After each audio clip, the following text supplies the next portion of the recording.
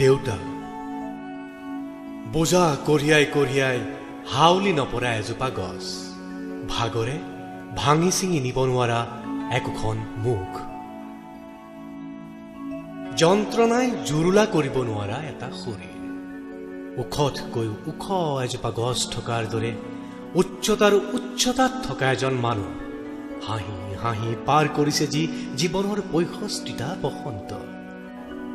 পিতাই বুলি মতাৰ পৰা আইক অনালৈকে, আইক অনাৰ পৰা পিতাই হোৱালৈকে, পিতাই হোৱাৰ পৰা নিজকে হেৰুওৱালৈকে, ছাৰ বুলি মতাৰ পৰা ছাৰ হোৱালৈকে এখন দীঘল নৈ যি সাঁতুৰিব পাৰে সেইজনকেই মোৰ দেউতা বুলি ভাবিব পাৰে। মিছৰৰ মামিতকৈও কোমল যাৰ হৃদয়,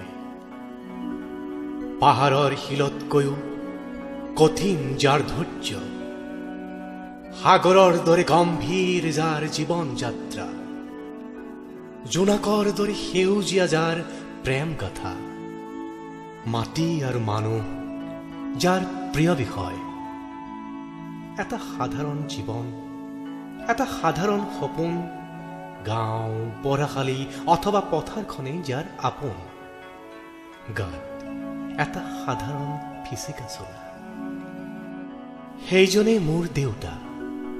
ভালকৈ চাব, কেতিয়াবা কৰবাত লগ পাই যাব।